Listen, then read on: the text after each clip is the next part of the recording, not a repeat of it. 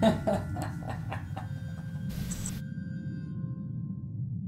penses pouvoir voir? Il est là. Je te sens. Je sens que tu es là. Tu les as eus. Mais tu m'auras pas. Tu m'auras pas, tu m'entends? Tu m'auras pas.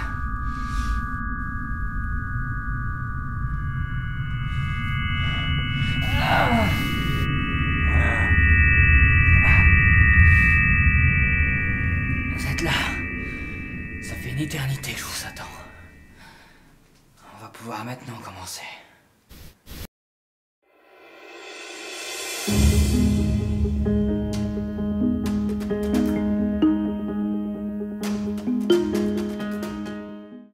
Salut mes petits lanceurs de dés, j'espère que vous allez bien et que vous êtes en forme. Aujourd'hui, nous allons nous attaquer à la gestion des joueurs pendant les parties de jeux de rôle. Dans un premier temps, il est important de souligner que le meneur de jeu, aussi appelé me-jeu, a pour but de proposer une aventure intéressante à ses joueurs, leur permettant d'évoluer et de s'amuser. Il leur propose ainsi un univers qu'il contrôle à sa guise. Je suis le seigneur de cette ère, le dieu de cet univers, je contrôle le temps et la matière. Mais oh, tu te calmes, Billy, ok? Le but du meneur de jeu, c'est pas de contraindre ses joueurs à faire ce qu'ils souhaitent à tout prix, mais bien de les laisser s'évader, sans pour autant que ça devienne une cour de récré. Et c'est justement ce dont je vais vous parler aujourd'hui.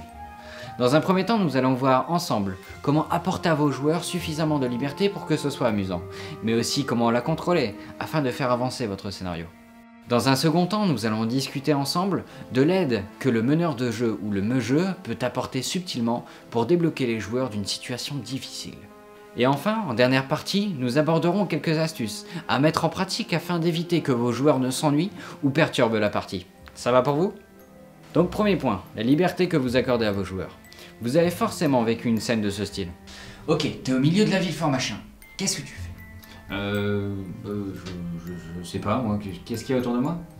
Vous avez saisi l'idée. Il n'est pas bon pour vos joueurs d'évoluer dans un cadre trop large. La plupart du temps, s'ils se dissipent, c'est qu'ils ne sont pas immergés dans l'histoire, ou alors qu'ils n'y croient pas.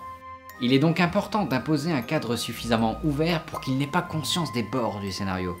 Et si un de vos joueurs souhaite faire une action loufoque, ce qui est souvent le cas dans n'importe quelle partie de jeu de rôle, il est très important de ne pas être en position de refus avec son joueur, mais d'accepter sa proposition et de lui donner la liberté qu'il recherche dans son action. La liberté d'action permet aux joueurs de faire des choses que n'importe quel autre format serait incapable de supporter.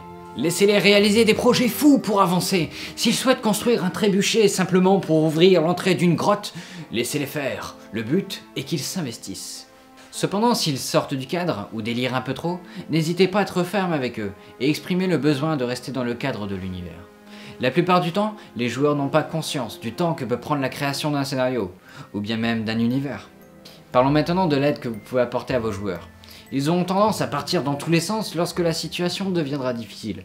Il est donc important d'avoir des astuces afin de ne pas les perdre dès la première énigme ou lorsque le combat deviendra difficile. Vous pouvez par exemple utiliser un bon vieux PNJ, personnage non joué, pour les aider dans la réalisation d'une énigme. La plupart des PNJ dans les jeux de rôle ne servent qu'à meubler, et c'est bien dommage. Utilisez-les pour renforcer une scène en les faisant réagir. Cela permettra à vos joueurs de plus facilement se mettre dans l'ambiance. Et surtout n'oubliez pas de les faire interagir avec eux. Ah oui aussi, ne vous référez pas uniquement à la fiche de monstre ou de PNJ que vous avez sous les yeux pour savoir comment il se comporte, le nombre de PV ou ce qu'il a mangé ce matin. Si vous ne voulez pas que vos joueurs ne meurent toutes les 30 secondes, surtout s'ils débutent, n'hésitez pas à modifier les caractéristiques des monstres qu'ils rencontrent, quitte à les sacrifier pour le bien commun. Sauf bien sûr si l'un de vos joueurs possède une épée Vorpal. A contrario, si vos combats se passent beaucoup trop bien, n'hésitez pas à renforcer vos PNJ ou vos monstres afin d'intensifier la puissance du combat. C'est ça que vos joueurs recherchent. Pour ce qui est des plans stratégiques, définissez un temps ou un nombre de propositions limité afin de les focaliser sur leur objectif. Et s'ils n'y arrivent pas ou qu'ils sont trop dissipés, après tout ils sont aussi là pour s'amuser, non? N'hésitez pas à leur faire des suggestions. Le but n'est pas de leur mâcher le travail, mais bien de les aider à trouver une solution telle que... Pour aller en Mordor, vous pouvez vous déguiser en orque, vous infiltrer silencieusement parmi eux, ou bien leur infiltrer diplomatiquement un grand coup d'épée dans la gueule. Et dans le cas où vos joueurs souhaitent se diviser, laissez-les faire, du moment que ce n'est pas en plus de 2 groupes. N'oubliez pas cependant que cela vous demandera une rapidité beaucoup plus conséquente, car lorsqu'un groupe jouera, l'autre devra attendre son tour. Il est donc important de jongler rapidement entre les deux. Voilà pourquoi il est déconseillé d'en faire plus de 2. Oh! Déjà le dernier point? Le temps passe vite avec vous, mes petits lanceurs de dés. Abordons donc le sujet des dissidents et des perturbateurs lors de vos parties. Si après avoir laissé plus ou moins de liberté à vos joueurs et les avoir aidés dans des situations difficiles, ils s'ennuient ou foutent la pagaille, le problème est peut-être dans l'attention que vous leur donnez.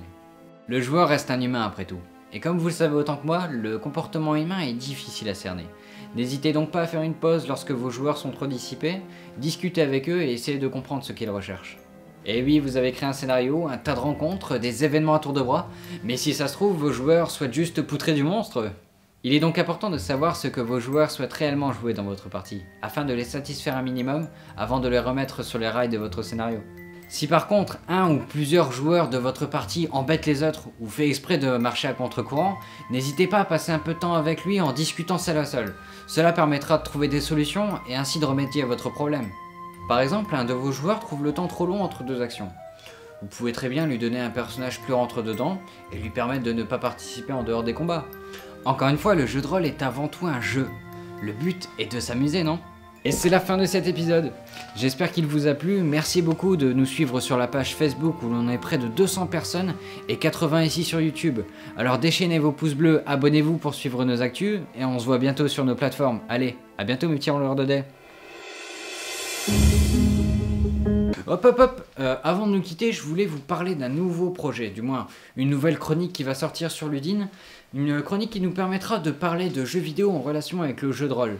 Ça arrive bientôt avec un jeu fort sympa. Allez, on se dit à bientôt mes petits rouleurs de dés.